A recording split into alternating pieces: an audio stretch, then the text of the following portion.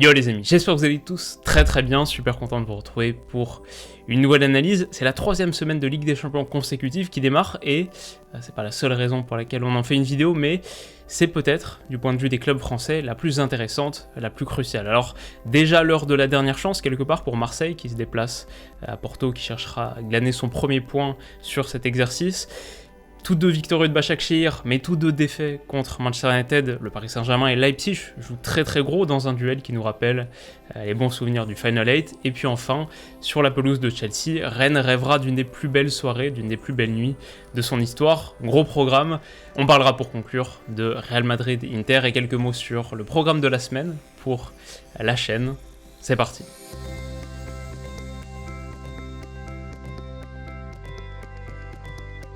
Alors on commence avec quelques mots pour Chelsea-Rennes, c'est le match de mercredi 21h. Je dirais qu'il y a quelques semaines, ça aurait été le match dessert, le match gâteau, celui que j'attendais le plus de cette 3e journée de phase de groupe de Ligue des Champions. D'un côté, Chelsea qui a dépensé plusieurs centaines de millions d'euros à l'intersaison, Chelsea qui a plusieurs problèmes tactiques super intéressants à résoudre avec la possibilité derrière d'avoir des super résultats et aussi un super jeu. Bref, une vraie équipe à suivre, tellement à suivre que je l'avais mise hors catégorie dans ma vidéo des 10 équipes à suivre, et une autre équipe qui faisait partie de ces 10 équipes, le Stade Rennais, notre petit bijou de Ligue 1 de ce début de saison, qui proposait un jeu assez flamboyant, qui vivait un moment historique, un moment particulièrement charnière de son histoire avec cette première participation en Ligue des Champions. Voilà, tous les éléments semblaient réunis pour nous offrir un match mémorable. Aujourd'hui, quelque part, le constat est un petit peu plus pessimiste, et quand on voit la trajectoire et la courbe qu'a pris le Stade Rennais récemment, quand on sait qu'ils vont se présenter sans Camavinga, et quand on a vu à quel point ils ont souffert contre Séville dans cette configuration, sans Camavinga, après également sans Nzonzi, et ça je crois que ça a particulièrement pesé.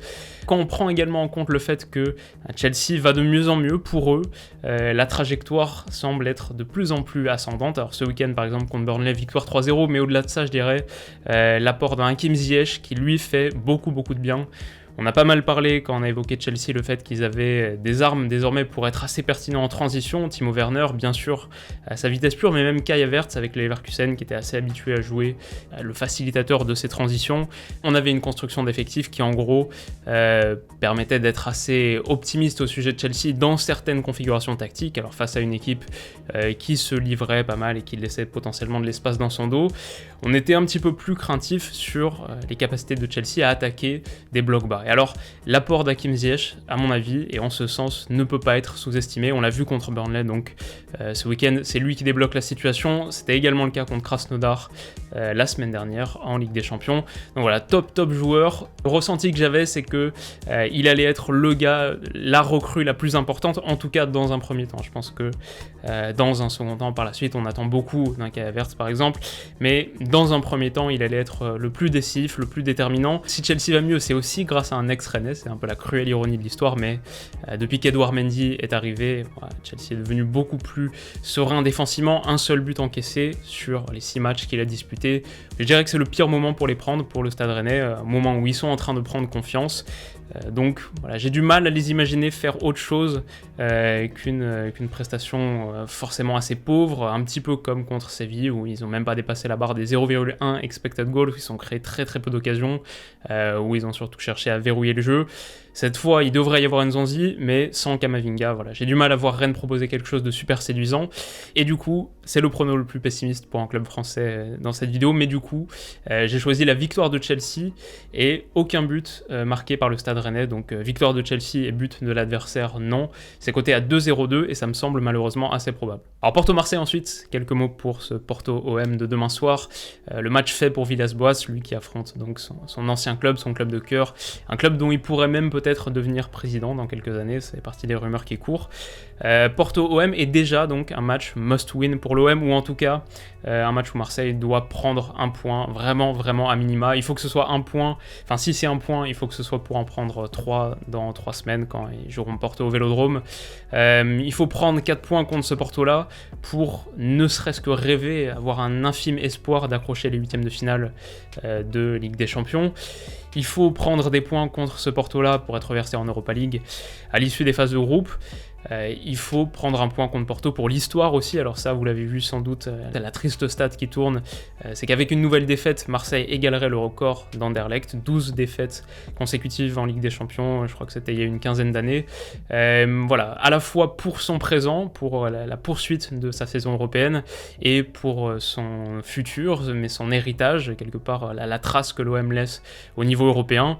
Marseille doit surtout ne pas perdre contre Porto demain. Alors, tout ça c'est très bien, mais le cœur du problème, c'est qu'on a rarement vu un Marseille aussi désastreux. Le match contre City, que je devais analyser sur cette chaîne, que j'ai commencé à décortiquer, à séquencer, ça m'a carrément déprimé. En gros, si je vous passe quelques screenshots ici, en gros, là, le cœur de l'équation, c'est qu'on avait un Marseille beaucoup trop fébrile et manquant de courage, manquant de caractère à la récupération du ballon, et en plus de te procurer très peu de situations, quand tu joues comme ça, tu vas aussi te mettre dans des situations absolument inconfortables. C'est directement à cause de cette attitude que Marseille encaisse le premier but sur cette passe ratée de Rongier. Donc on peut pas vraiment aborder cette rencontre, on peut pas vraiment se projeter dans ce match contre Porto avec beaucoup de confiance. Peut-être que la chose, le rayon de lumière, c'est que Porto aussi va très mal. Alors eux ont battu l'Olympiakos 2-0, sont dans une meilleure position, mais c'est une équipe qui est très fébrile derrière. J'ai pas vu le match, j'ai seulement vu le résumé, mais contre Pacos de Ferreira ce week-end, une défaite 3-2. La défense, c'est vraiment une catastrophe. Ça attaque peut-être pas si mal que ça. On l'avait même vu contre Man City, avec plusieurs incursions intéressantes. Donc Marseille va être en difficulté, je dirais, sur les offensives de Porto, mais aura la possibilité de marquer si le rapport de force n'est pas ce qu'il était contre Manchester City. Alors voilà, Marseille en plein doute, Porto en plein doute aussi, ça présage un match assez tendu, intéressant au moins du point de vue de l'enjeu, peut-être plus que du spectacle, mais si je devais in fine un peu statuer sur tout ça, je dirais que je vois plus d'attributs offensifs dans l'effectif de Porto, je vois plus d'armes pour aller exploiter la profondeur, se projeter vite vers l'avant, dans la verticalité, faire mal à l'OM, alors que Marseille semble manquer d'atouts dans ce registre. J'imagine Porto faire des erreurs derrière, comme ils en font à chaque match depuis un petit moment maintenant, mais je ne sais pas si l'OM saura les exploiter, saura en profiter. Donc c'est un petit peu la physionomie que je me représente, mais j'ai aussi envie d'y croire parce que, en n'ayant pas joué contre Lens vendredi, donc match reporté, etc., l'OM a non seulement pu se régénérer physiquement dans une certaine mesure, mais je dirais même pas que c'est le facteur le plus important. Je pense que Marseille a pu saisir cette opportunité pour faire un petit reset mental. Alors dans une période comme cette période européenne où en gros les équipes jouent tous les 3 jours, je pense que c'est très difficile de sortir la tête de l'eau, c'est très difficile de s'en extirper. Là, Marseille a l'opportunité de faire un petit reset mental, de changer de disque. Il y a aussi des joueurs du point de vue individuel, Camara, Sanson, Thauvin, peut-être Tchaïta Tsar, il y a des joueurs qui rêvent de cette opportunité en Ligue des Champions pour se montrer, pour potentiellement aller chercher un autre club derrière, donc c'est enfin leur scène. Je crois qu'ils attaquent quand même ces matchs avec beaucoup d'envie, même si la configuration leur permet pas toujours de briller. Bref, il y a des éléments quand même, et puis il y a peut-être aussi un rapport de force qui est pas si déséquilibré entre Porto et l'OM. Du coup, ça me fait pencher plutôt pour un nul, c'est à 3,70 en plus, donc quitte à prendre des risques, autant qu'ils soient extrêmement payants, c'est à 3,70 et contre mon intuition première, ce sera mon prono pour ce match. Alors assez rapidement ensuite, c'est Leipzig-PSG. Là, j'ai un peu fait le chemin inverse dans mon raisonnement. Initialement, j'imaginais peut-être plutôt un match nul, mais ce Leipzig est assez décevant cette saison, il faut le dire. Non seulement on va se présenter avec une avalanche de blessés, en tout cas de forfaits, d'absents, voilà, c'était ça le mot. Beaucoup de joueurs qui vont manquer, on parle de Klostermann, Leimer, Mukiele, entre autres, mais même certains qui reviennent. S'ils reviennent, ce sera très juste, comme Aïdara.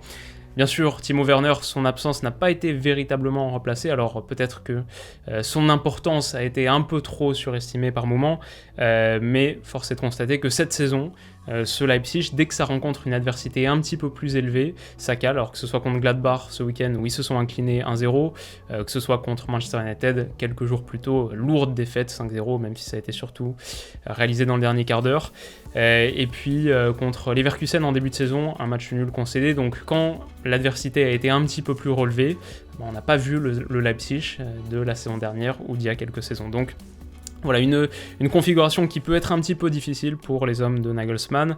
Le PSG aussi, c'est ça le truc, le PSG se présente avec quelques absents de marque, bien sûr Neymar, Verratti évidemment. Paredes devrait être trop juste pour démarrer, pareil pour Icardi. Quand on a vu à quel point l'entrejeu du Paris Saint-Germain souffrait contre un Manchester United qui les prenait un petit peu à la gorge, en tout cas, qui exerçait un marquage individuel sur 2 des 3 joueurs au milieu de terrain, quand on a vu à quel point Verratti manquait dans cette configuration, on peut être un petit peu inquiet. On sait que voilà, Leipzig rechigne jamais à une approche protagoniste en défense. Leipzig va exercer un pressing sans doute assez marqué. Du coup, voilà, quitte à choisir une de ces deux formations qui l'emporte, je pense quand même que le PSG a plus d'armes, surtout avec tous les absents du côté de Leipzig. Leur victoire est à 2,32 et je suis vraiment pas convaincu. J'ai beaucoup balancé avec le match nul, mais quitte à choisir un prono, pour moi ce sera celui-là. Et donc enfin pour finir, quelques mots sur Real Madrid-Inter, superbe affiche dans l'absolu, un match dont on aurait sans doute parlé quoi qu'il arrive, mais un match dont on va encore plus parler en sachant qu'il oppose les 2 dernières équipes du groupe B. Qui aurait dit ça il y a quelques semaines, qui aurait pensé que le Shakhtar, premier de ce groupe avec 4 points, Gladbach, deuxième avec 2 points, serait devant l'Inter, et donc le Real Madrid, un seul petit point. C'est un match déjà absolument décisif, thème récurrent de cette vidéo. C'est aussi un match qui porte une certaine signification historique. Alors, pour le comprendre, il faut revenir en 1984-1985, c'est la demi-finale de la Coupe de l'UEFA, 1984-85, et le Real Madrid perd 2-0 le match aller à San Siro contre l'Inter. Au coup de sifflet final, on a un joueur du Real, Juanito, une légende absolue du Real, qui s'approche d'un défenseur de l'Inter et qui lui dit « Attention, 90 minutes au Santiago Bernabéu, c'est très long ». Alors c'est une phrase qui est rentrée un petit peu dans la légende parce qu'effectivement, au match retour, le Real s'impose 3-0, se qualifie pour la finale qu'il remporte en plus. C'est des mots qui sont rentrés dans la légende à tel point que cet esprit remontada du Real s'appelle pour eux l'esprit Juanito, du nom du joueur qui a prononcé ces mots. L'esprit Juanito, mobilisé par exemple contre Wolfsburg dans ce comeback historique et puis à plusieurs reprises dans l'histoire du Real. Bref, qu'est-ce qu'on peut dire du match à venir? Bon, plusieurs choses, le fait que le Real va mieux, vainqueur du Classico il y a quelques jours, une dizaine de jours, vainqueur contre Huesca aussi ce week-end avec un superbe but d'Eden Hazard. Si on doit parler du clash Real-Inter, on peut le faire aussi au prisme de la Belgique. Hazard sera là et donc visiblement plutôt en forme. Lukaku, lui, devrait manquer la rencontre, donc on devrait avoir la certitude dans les quelques heures qui viennent, mais ça sent vraiment pas bon pour Lukaku. Et bon, si vous avez vu ma dernière vidéo qui analysait justement le jeu de Lukaku, son impact pour l'Inter de Conte, à quel point Conte repose sur lui pour construire ses offensives, ses transitions, vous savez à quel point c'est une perte énorme. Du coup, dans cette configuration, avec le Real à domicile, avec un Inter qui malheureusement ne confirme pas les promesses entrevues la saison dernière, je crois qu'il y a vraiment la place pour faire quelque chose cette année, potentiellement disputer le titre très très loin, jusque dans les dernières journées, mais seulement 3 victoires sur les 6 premières journées de Serie A, encore un nul concédé ce week-end contre Parme, avec un but à la dernière minute en plus pour sauver le point du match nul. Bref, des trajectoires un petit peu opposées, et pour moi la victoire du Real à 1,93 en plus me semble pas trop mal cotée. Alors voilà, si tout ça vous semble relativement plausible, pas impossible, si vous pensez qu'on va faire mieux qu'il y a 2 semaines aussi, vous pouvez tenter votre chance en vous inscrivant sur BetClick, en bénéficiant de leur offre de bienvenue jusqu'à 100 € offerts en utilisant mon code promo WILOU. À la fois, ça vous permet de bénéficier de l'offre, mais aussi, comme vous le savez, ça m'aide beaucoup, toujours autant, et chaque mois davantage. Donc vraiment, n'hésitez pas, code promo WILOU, je vous mets le lien qu'il faut en description. De notre côté, bon, déjà j'espère que cette vidéo vous aura plu, si c'est le cas, vous pouvez mettre un petit pouce bleu, et puis surtout, on se retrouve dès demain midi, avec mon adaptation de ma chronique LN24 du week-end. Cette fois, on va s'intéresser à un autre joueur de la ville de Milan, mais du club d'en face, un joueur qui, malgré son âge avancé, continue à faire tourner beaucoup de têtes, et donc on parlera de tout ça demain midi en vidéo. Alors, si tout ça vous a intéressé, plu, n'hésitez pas à me le faire savoir aussi. De notre côté donc, rendez-vous demain, et d'ici là, comme d'habitude, je vous souhaite de passer une excellente soirée. D'abord, prenez soin de vous et de vos proches. Ensuite, on se dit à bientôt. Bisous.